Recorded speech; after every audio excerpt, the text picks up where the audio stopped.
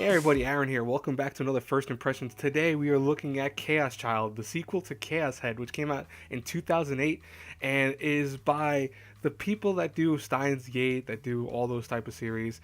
And I'll say this right now, that's what made me intrigued about this. I was very looking forward to the fact that, hey, I didn't hate Chaos Head. I know a lot of people have a lot of mixed feelings about it. I do have some issues with Chaos Head, obviously, but I was looking at Chaos Child because I was like, you know what? It's cool. Another series from it, with more lore, more stuff that ties into Steins Gate's world and stuff like that, and robotics notes, etc. Problem is that I also thought back to Occultic 9, which was very similar, and Occultic 9 scared the crap out of me for the fact that it was terrible in many ways. Like, I didn't hate the show completely, but I had a lot of issues with it, as you saw my review for it, hopefully. But yeah, I'm gonna say this right now. If I had to say top three most hated shows this season so far, Chaos Child would probably be on the list, to be honest with you. And it's not because of everything that the show's doing, it's because of how the story is so far and what they've done so far with the show. Now, let's talk about first and foremost the story and what we're looking at.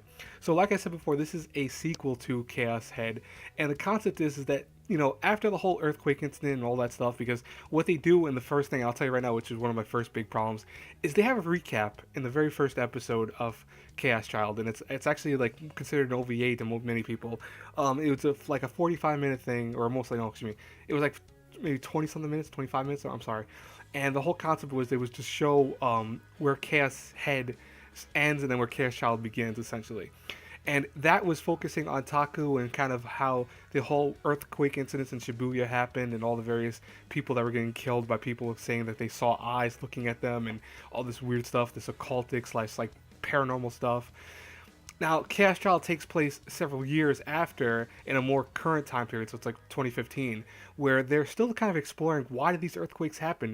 What was going on? They think that they have an idea, but at the same time they don't know why Taku is actually involved in it. Like they understand that he's the main reason that somehow related to all these weird earthquakes and incidents that were happening around him, but they don't really know how to tie it into him. And of course, they're not saying it's per se his fault, but they are saying that he has something to do with it.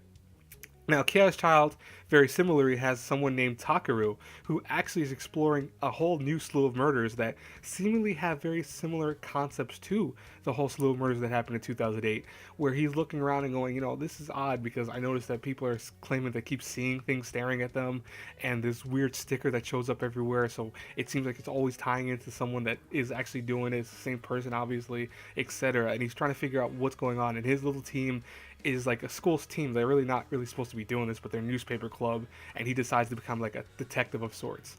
Now, I'll say my first issue is episode one. I understand the recap thing. I think it was an interesting way to do it.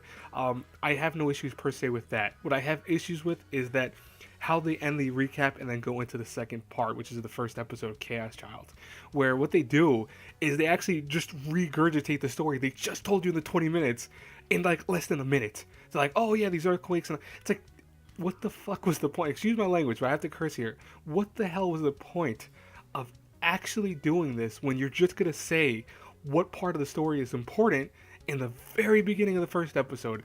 I don't know. There was no point to that. It was a waste of time. It was unnecessary. I had issues with it. The best parts of that were the fact that they had a whole new opening and closing done by Kaneko Ito, who does the songs for this, which I'll tell you right now is probably one of the best things about Chaos Child. She does a wonderful job for the opening. I love it. It's freaking amazing. Even the ending song's great too. And in general, the music for the show has always been very good. I mean, Chaos had also had a really good soundtrack to it too. And the thing is, though, is that I had issues right there with that because the whole first episode did this weird recap thing where it was kind of unnecessary when you're going to regurgitate the information anyways in the first episode and spend like a minute doing it what you could have done instead of 20 minutes. I mean, I think it would have been better to maybe have an episode that was like a dual episode, almost like ReZero, etc. Stuff like that. That would have been a probably better idea. But besides that, I think the first episode did very poor in trying to captivate the audience. It had a good moment toward the end, but the most part, I wasn't really enthralled in the story. I was like, okay, this seems typical. It's like, okay, we see a murder happen, we see that people, these teenagers are getting caught up in it, but there was no real supernatural elements to it. There was really nothing that great about the first episode. It didn't really catch me. And I'm not saying that's gonna be for everyone. I'm just saying for me personally. Now, episode 2, very similarly, was a very kind of mellow episode. It was only the ending that really had some impact. And episode 3, same thing. Mellow for the most part for the whole episode. At middle part to the end also was actually very interesting, and that had some good moments, but this show hasn't really captivated me. It hasn't made me go, oh, I can't wait to watch this. It's actually almost put me to sleep on several occasions. I struggle to watch this, and I'm wide awake when I go watching this because I thought maybe, okay, maybe I'm watching it when I'm half tired, or maybe I'm watching it when I'm maybe about to sleep, or etc. No, it's no matter what time of day I watch any of these episodes, I like want to pass out. So, because actually when I watched the episode 2, I actually had to stop it and go, I'm gonna watch it later because I just didn't want to watch it when I watched it. And that was during the day, and I was wide awake during that time period. But it just lacks any oomph. It lacks any impact. I don't care about the show. Now, do I feel like the whole show is going to constantly be like that? No. I mean, typically with anything that's the adventure series or the supernatural series that's following with the Steins Gate lore and stuff like that, typically these type of shows, I think accelerate once they get to the middle part and then the end. I mean, if you know Cultic 9, if you see Steins Gate, if you've seen Robotics Notes, etc., all those shows accelerate and go into a very positive, strong story toward the middle part or the end. The problem is that getting to those moments is different experiences for all of them. Like Robotics Notes was a kind of slow burn. It got better toward like the 5th episode. I really liked it from there, but it did have some captivating stuff in the first couple episodes at least. Steins Gate, same thing. Steins Gate was 1 or 2 episodes and then finally kind of picked up pace from there. Occulting 9, it took like almost 7 episodes for me to care about Occulting 9. And you could say the same thing with almost Chaos Head, which took me several episodes also to really kind of get into Chaos Head. But be honest with you, Chaos Head was more interesting in the beginning than this was, to be honest with you. Now, like I said before, there is some positives here. The animation and the character designs, I love them. They're typical of the kind of story and the kind of characters that usually are associated with the world of the adventure stories and stuff like that. I have no problem with that. And like I said, the music is very good. And the voice acting also is very well done. I have no problems with the voice acting. But I'll say this right now, like, I'm not going to call this a rant video. I was tempted to call it a rant video. I might actually put that in maybe a little kind of quotations. I might have a question mark rant, because I do have a lot of hate for the show so far. And it's not because it's bad per se. It's just I feel like they are missing opportunities left and right. I feel like if they understood the story a little bit more and kind of went at you at certain moments instead of waiting until the end of the episode, it would be more enjoyable. But it's like every episode is a cliffhanger. But like in ReZero, that kind of worked. But in shows like this, you need it to be good for the whole thing, because them talking about the whole mystery elements and reiterating everything that just happened and trying to figure out who's the killer and stuff like that, it's not that interesting even from a detective type story point.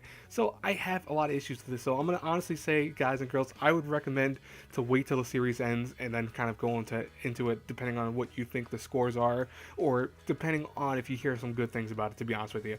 The first time I've ever done this, the first impressions, because so far I've always told you guys with my first other 2 impressions to kind of watch it as it airs, but this is my other option where it's like, out of the 3 options I'll always give you, I'll have either watch it as it airs, watch it while maybe after several episodes and see if you think it's interesting and kind of then figure out if you're going to keep going with it, or watch it when it's all over to see like how people are reacting to it in general, because I kind of wish I would have did that with the Culting 9. Culting 9, I think I could have saved myself time from watching it, but unfortunately, like I said, I'm a huge fan of this whole type of stories and stuff like that from the adventure series people that do all these things, so I had to watch it regardless. But anyways, guys and girls, I would say right now, it's not like this show is going to be terrible. I don't think it's going to be the worst thing of the season. For me, it's one of the worst things of the season from what I'm watching so far, to be honest. But I feel like it could pick up because we're starting to see some little tidbits of things that are interesting. I just hope it has more supernatural and kind of more action moments, because that's one thing I loved about Chaos Head was the action and the supernatural stuff. And right now, it hasn't had very many of those moments, to be honest with you. Anyways, guys and girls, as always, if you like these videos, please show some love to them. Hit the like button, subscribe to the channel, share the video, the whole 9. I will talk to you guys later. Have a blessed day, everyone. Bye-bye.